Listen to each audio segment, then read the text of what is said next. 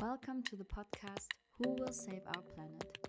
This is a Our Only Home podcast production, and this episode is supported by Europa Neonet. Welcome back to a new episode of our podcast Who Will Save Our Planet? My name is Sophia, and I'm very excited for today's episode. We are going to talk about the process of initiating a European Citizens Initiative, and we will get deeper insights about how it was to organize the End the Cage Age ECI. Our guest today is Olga Kikou. She works for the animal rights organization Compassion in World Farming as the head of the European Union's office. Welcome, Olga. I'm really happy that you're joining us today.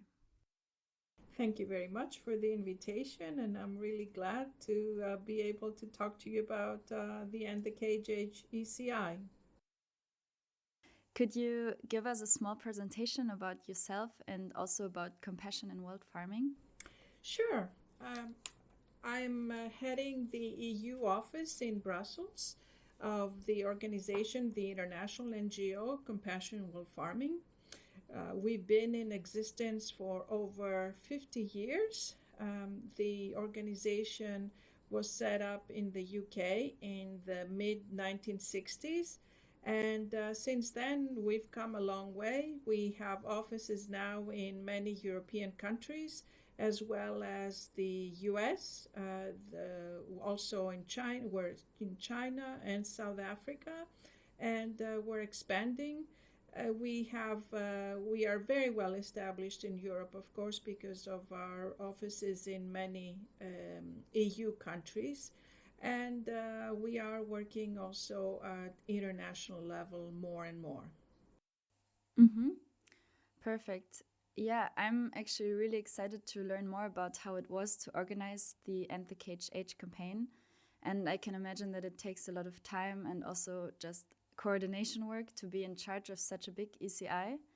So if we go back a few years, how did the campaign come about, and when did Compassion in World Farming decide to be the main coordinator of the campaign? Yes, the ECI was actually part of the End the Cage Age campaign. It was, I can say, it was the culmination of this campaign, which actually started quite a few years back. In 2018, in September 2018, we started collecting signatures for the European Citizens Initiative. We had registered the initiative just a little over a month or 2 months before that, and we started collecting signatures in September. The signatures were collected over a period of 1 year, and we finished collecting in September 2019. The ECI itself we had a strong but realistic ask. The ask was to we were asking the Commission to propose legislation to prohibit the use of cages for many farmed animal species, including rabbits, pullets, hens, ducks and geese, quails, sows, calves, and also broiler breeders and layer breeders, and ducks and geese. So for all these species, we were asking for cages to be banned.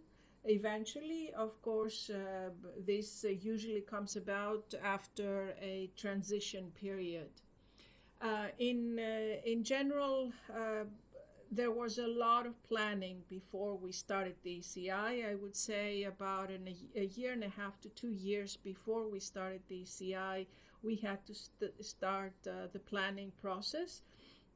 And we led the campaign and this particular ECI, but of course we involved many other NGOs, in total over 170 NGOs and federations were involved in this ECI and were supporting the ECI.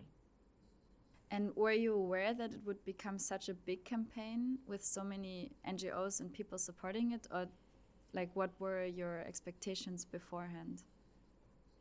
To tell you the truth, I think we did our homework. We planned for it, but we did not expect to have so much support across Europe. So it was came to us as a very big surprise, but very pleasant surprise. And the network and the partners in the network worked hard to secure enough support from citizens across Europe. But of course, the ask was ambitious, but also realistic at the same time. So we had done the proper research about it. We presented policymakers and others with a lot of information about the effect of cages on animals. We also consulted with businesses and experts, and we tried to approach this issue from many different angles. And of course, we prepared solutions for the day after the cages ban comes into effect, and we have presented a number of alternatives to the policymakers so that in order to have more chances of success. And what kind of alternatives did you present? We presented alternatives in regards to the use of cages in the ban of the use of cages for the different species, including barn systems, also organic systems, free-range systems, so a number of alternatives regarding the housing. And so you already said that it came kind of as a surprise that so many NGOs supported it in the end. But were there any other surprises along the way, or also maybe challenges along the way that you had to deal with? Oh, there were many, many challenges, as you can imagine. First of all, a period of a signature collection of 1 year is quite a long time. And you need to be prepared, as is the case with many other ECIs. You have a period of 1 or 2 months at the start of the ECI when the signatures keep going up and up. But this does not last for long, because once people find out about it, they sign, but then a lot of times people forget about it, so you need to keep reminding them. So you need to account for the fact that signature collection signatures may drop eventually. So after the first period, they usually go down a bit, and then you need to bring them back up. So you need to have a backup plan, a plan A and a plan B and a plan C, in a way. And and we did that. And it was fortunate that we had prepared for it even before we started the ECI. Another point that we should make here is the fact that there are many citizens who do not perceive the ECI as a tool to enhance democracy and citizen participation. So some people don't know much about the ECI. Actually, many people don't know much about the ECI and the whole process. So they think it's another petition, when it's not. Actually, it's a strong tool of participatory democracy, which can have a great impact on EU policy. Therefore, it is very important to communicate this to citizens so they learn more about the ECI and how important their signatures are. Also, some citizens are not willing to give personal data, because for some countries, personal data are required to give when you are signing an ECI. And some countries ask for ID or passport numbers. Other countries ask for someone's address. And some citizens are not willing to provide this information. So it is important for any ECI organizer or others who campaign for it to be able to provide citizens with enough information to let them know that their data will be kept confidential and will not be given to others or used for any other purpose. It was also quite challenging to manage the network of NGOs, because with so many NGOs and so many people have different questions, or they constantly require material, it's really quite challenging to be able to respond to everyone. So this is why good preparation ahead of time is crucial. And of course, you need to have good geographic distribution across Europe. So for the European Citizens Initiative, you need to have at least 7 countries that go over the threshold, the minimum threshold. So the more countries you have participating in the ECI, the better it is.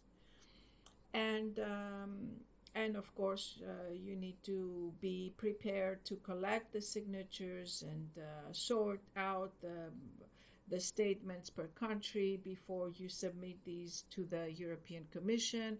You need to have people on the ground. It depends, a lot depends whether you are going to use printed statements, not just online signatures, but also printed ones. And that means that you then need to collect all those and submit them to the authorities.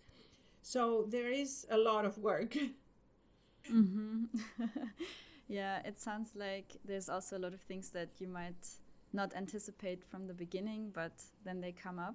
But anyway, the initiative was successful. So maybe talking a bit more about the political changes. You said that the things that you are asking with this ECI are actually realistic. And last year in June, the Commission answered to the ECI saying that it will publish a proposal for new legislation in 2023. So what do you expect to be in the Commission's proposal that will be published next year? Well, first of all, it was a long journey to get to that point. We had, following the ECI, the delivery, let's say, of the signatures, the validated signatures, because the signatures need to be validated by the member states before you actually present them to the Commission. We met with the Commission. And then there was also a public hearing in the European Parliament where we talked about the ECI. We officially presented the ECI in the European Parliament. Following that, there was a resolution by the Parliament. And then at the end of June 21, the European Commission published its communication. And now in this communication, as you mentioned, it is mentioned that the Commission will present a legislative proposal to phase out cages for all species named in the ECI before the end of 2023.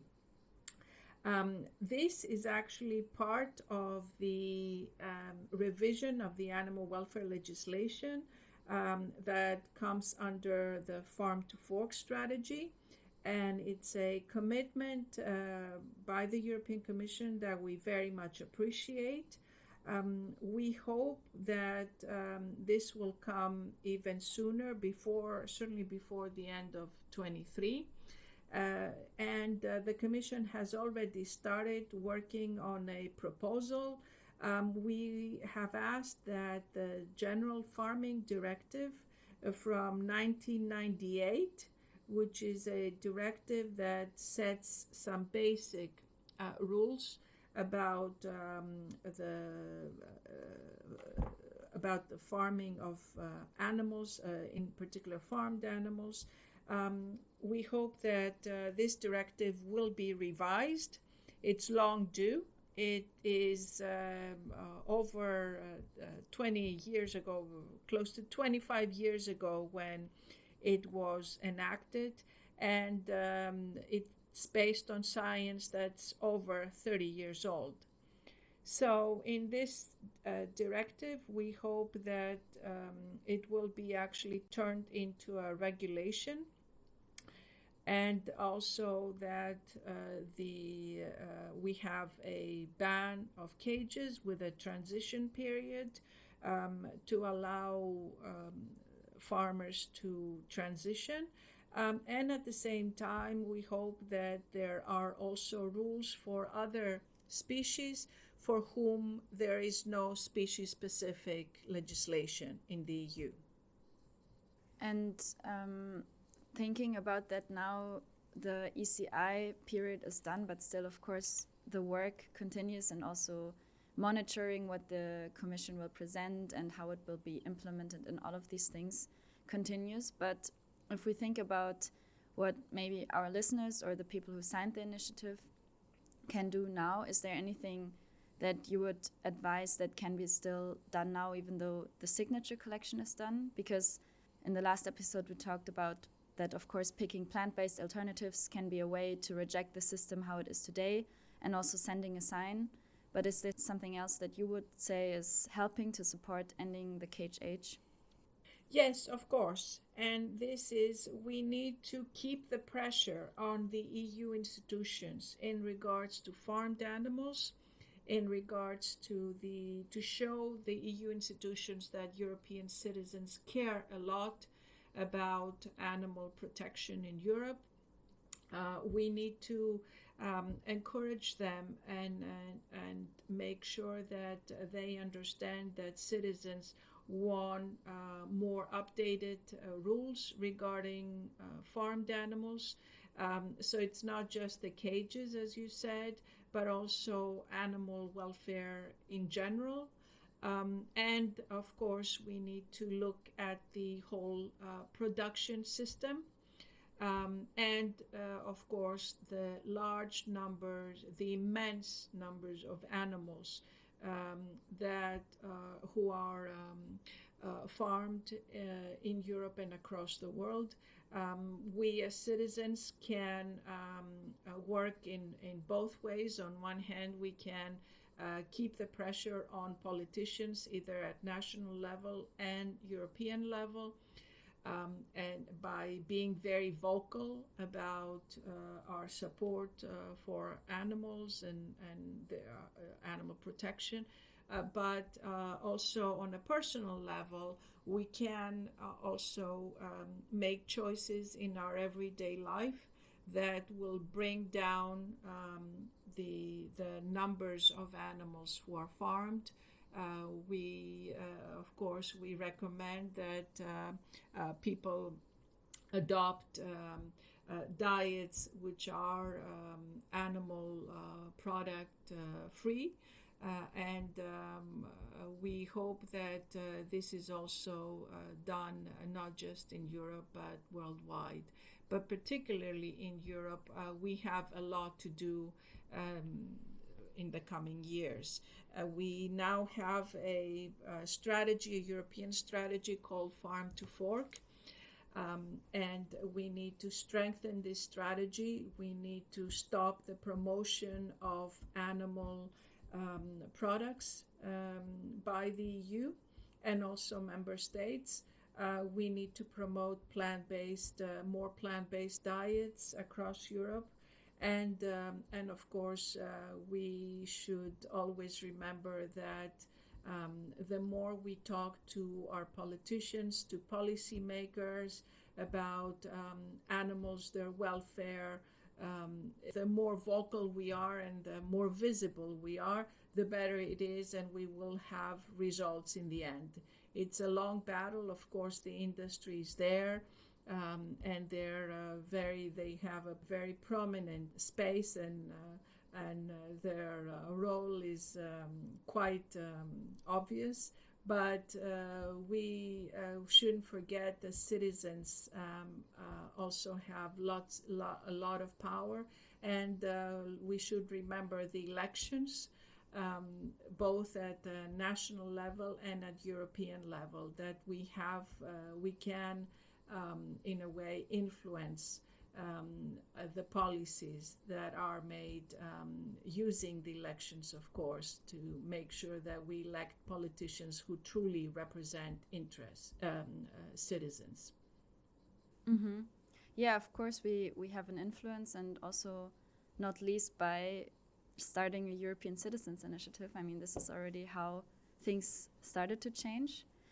If I was to start an ECI, what would be 3 advices you would give to me? Well, 3 advices, but it's actually 1: planning. This is what it is. Okay. Make sure that you have a clear ask, a strong but realistic ask, and that you plan ahead and foresee challenges and problems that may come along the way. It's not advisable to start an ECI and then start the planning process. You need to think much before you actually embark, when you actually embark on a European Citizens Initiative. Okay, I'll think about it, or I'll start planning. Well, thank you so much for joining today, and congratulations for the ECI. We will see, hopefully, the changes of it in the future.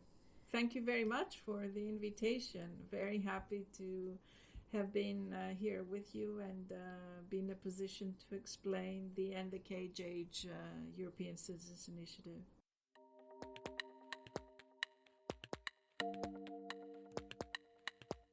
This was another episode of Our Only Homes podcast series, Who Will Save Our Planet? I hope you enjoyed listening to the talk I had with Olga and learned more about how it was to organize the End the Cage Age initiative. Above all, now we know that good planning is the most important part. If you would like to learn more about the initiative, you can also listen to our second episode, where we talked a bit more in detail about the claims of the ECI. In the next episode, we will talk about the Commission's answer from last year that Olga mentioned as well. We will look at the answer more in detail and will learn about all the different levels that will be affected by changing the system, such as farmers, animals, and also us as consumers. I hope you will join me again next time. My name is Sophia, and this episode is supported by Europaneonet. You can find more information about the End the Cage Age initiative in the show notes of this episode. If you have any questions, comments, or feedback, do not hesitate to contact me on sophia@ouronlyhome.eu.